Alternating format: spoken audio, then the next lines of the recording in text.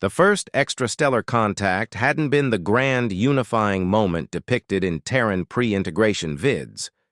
It had been awkward.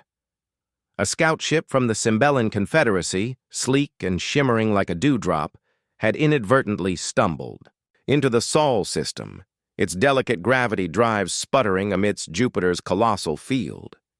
They had expected gas giants to be the most extreme environmental challenge. They were spectacularly wrong. The Cymbellans, beings of wispy filaments and shimmering gas sacs, evolved on worlds with gravities a mere fraction of Earth's. To them, even Mars felt like an oppressive weight. Their attempts to maneuver near Earth's orbit sent their fragile vessel into a terrifying, uncontrolled descent. Only a desperate tractor beam from a nearby Terran orbital platform designed to haul multi-ton asteroid chunks had prevented their immediate, catastrophic implosion. The initial exchange was fraught with misunderstandings. The Cymbellans spoke in elegant melodic chimes, their language reflecting the airy lightness of their environment. Humans, with our guttural pronouncements and dense vocabularies, sounded like rocks tumbling down a metal staircase. But the truly shocking revelation came during the rescue of the Cymbellan crew. When the first human in a standard-issue exosuit floated into the Cymbellan scout ship, the reaction was one of sheer terror. To the delicate aliens, the human looked like a walking mountain, their movements slow and deliberate. Each footfall, magnetically clamped to the ship's artificial gravity grid, which was still laughably weak, sending tremors through the fragile structure. When the human rescuer gently guided a Cymbellan crew member towards the transfer tube, the alien shrieked, convinced it was being crushed by unimaginable force. It took weeks of careful communication and controlled demonstrations to even begin, to bridge the physiological gap. The Cymbellans were awestruck and horrified by Earth's surface gravity, a force they could barely simulate in their most advanced laboratories without risking catastrophic structural failure. They dubbed humanity the heavyweights of Sol, a title that, while not entirely complimentary, was undeniably accurate. As the galactic community slowly became aware of humanity, the same reaction repeated itself. Beings from low gravity, worlds viewed humans with a mixture of fascination and apprehension. Our standard starships, built with reinforced hulls and powerful inertial dampeners to withstand the stresses of high-gravity maneuvers, were considered ridiculously over-engineered. Our personal protective gear was described as mobile gravitational anchors. Human strength, born from a lifetime of resisting Earth's pull, was legendary, often hilariously so. A casual backslap from a well-meaning human could send a fragile avian diplomat sprawling. A human child's clumsy attempt at tag could leave a gelatinous trader wobbling uncontrollably. For centuries, humanity remained on the fringes of galactic society, our unique physiology making integration difficult. We were considered too dense. Our infrastructure requirements were astronomical, our transportation methods impractical for low-gravity environments. We were the heavy lifters, the deep-sea divers of the cosmos, capable of withstanding pressures and forces that would annihilate others, but largely confined to niche roles. Then came the Kryll. The Kryll emerged from the intergalactic void, a silent, relentless tide of biological juggernauts. They were immense chitinous creatures, seemingly impervious to energy weapons and capable of tearing through even heavily armored starship hulls with their massive claws and teeth. They moved with a ponderous, unstoppable momentum, their very biology defying the conventional understanding of spacefaring life. The delicate defenses of the low-gravity galactic powers crumbled before them. Their energy shields flickered and died against the Kryll's brute force. Their nimble fighters were swatted aside like insects. Their attempts at conventional warfare were met with a horrifying, indifferent advance. The Kryll didn't negotiate. They didn't communicate. They simply consumed, their massive forms absorbing energy and matter with terrifying efficiency. Panic spread through the galactic community. Their most powerful weapons were useless. Their fastest ships couldn't outrun the Kryll's seemingly inexhaustible drive. Desperate pleas for help echoed across the void.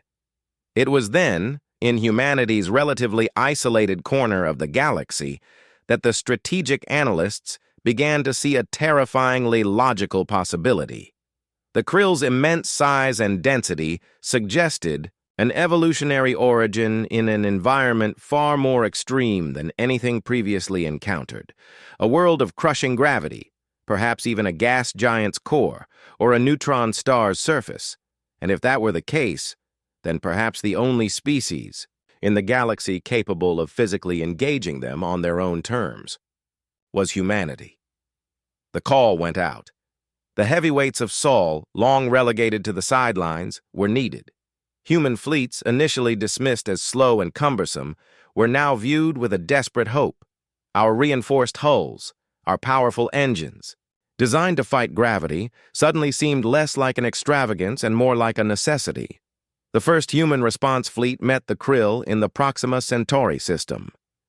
The Kryll ships were not elegant vessels, but massive organic constructs, their chitinous armor shimmering with captured energy. When human warships engaged, the initial volleys of energy weapons splashed harmlessly against the Kryll's thick hides. Then came humanity's unconventional tactics. Instead of maintaining a safe distance for energy barrages, human ships moved in close, their powerful tractor beams locking onto the Kryll vessels. To the horrified astonishment of the observing alien fleets, human boarding parties clad in heavily reinforced exosuits that would have crippled any other species began to breach the Kryll hulls. The interior of a Kryll vessel was a nightmare of pulsating organic matter and raw energy conduits. The gravity within was erratic, fluctuating wildly. For any other species, simply moving would have been a near impossible task. But for humans, accustomed to Earth's relentless pull, it was merely inconvenient. Human boarding teams, equipped with specialized anti-Kryll weaponry, heavy kinetic hammers, superheated cutting torches, and surprisingly effective close-range magnetic grapples, engaged the Kryll in brutal, close-quarters combat. The Kryll were immense, their claws capable of tearing through steel, but they were not accustomed to opponents who could meet their physical might. Human strength, amplified by their exosuits, allowed them to grapple with the Kryll's limbs, to wedge themselves into the creature's vital organs, to deliver bone-jarring blows that would have shattered the exoskeletons of any other species. The Kryll's thick armor absorbed energy weapons, but kinetic force, delivered with human density and leverage, proved surprisingly effective. A well-placed swing of a gravity hammer could crack chitinous plates. A focused blast from a superheated torch could melt through organic conduits.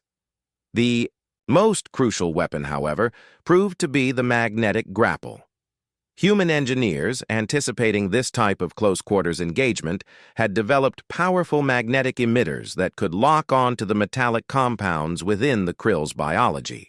These grapples allowed humans to anchor themselves in the chaotic gravity fields and, more importantly, to wrestle the immense creatures. Imagine a human in a reinforced exosuit tethered to the inside of a Kryll behemoth, using their weight and leverage to manipulate the creature's limbs, to redirect its movements, to essentially steer it from within. It was a brutal, desperate dance of flesh and metal in the cold vacuum of space. The Kryll, for the first time, encountered an enemy they couldn't simply overpower. Humanity's inherent density and our ingrained ability to function under extreme gravity made us uniquely suited for this terrifying form of combat.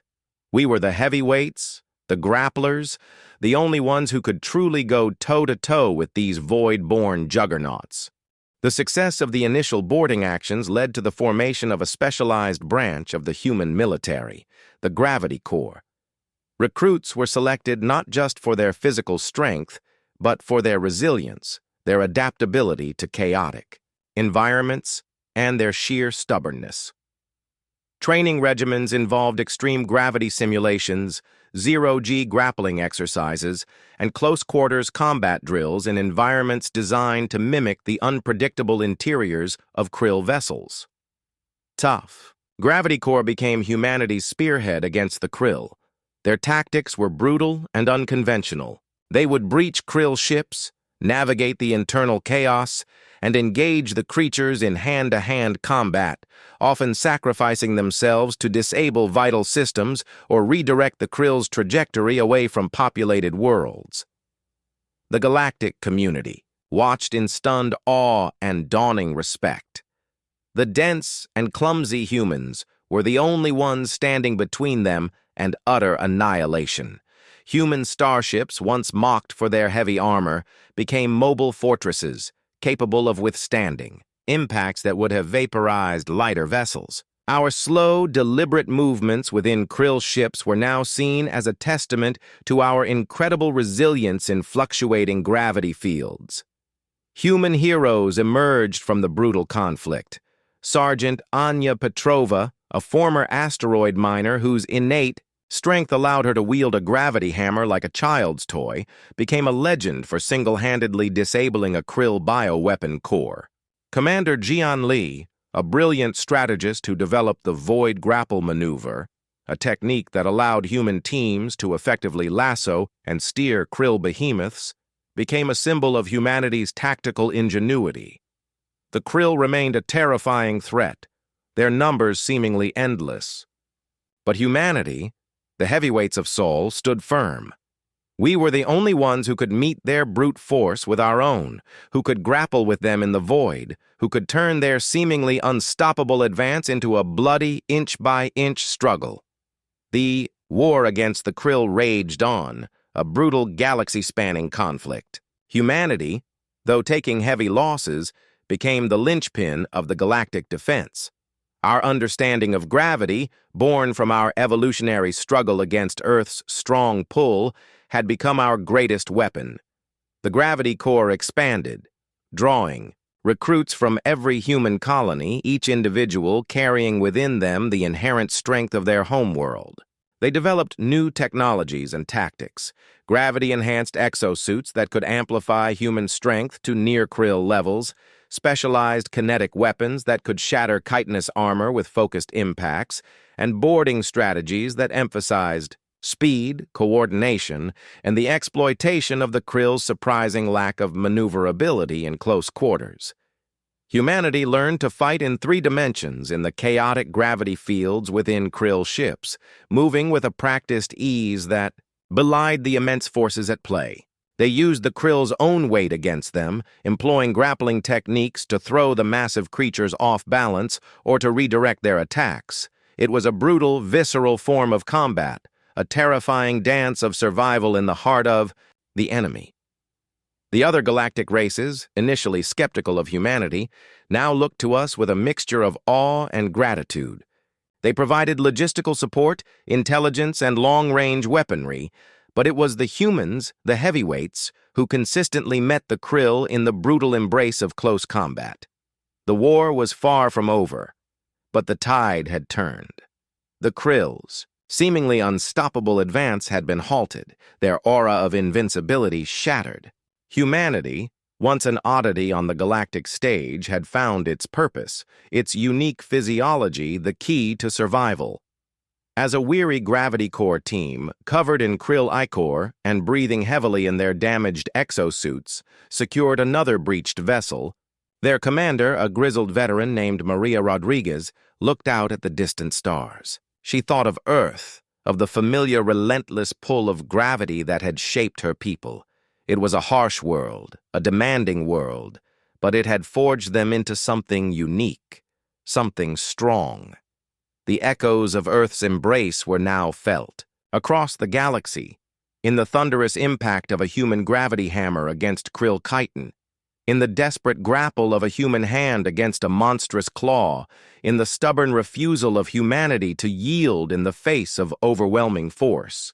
The heavyweights of Sol were finally home, not on a single planet, but on the bloody front lines of a galaxy fighting for its survival. And they would not yield, for the weight of the world, quite literally, was upon their shoulders. the Kryll, had found an enemy as unyielding and as brutally strong as the void itself, an enemy forged in the crucible of a gravity well far deeper than their own.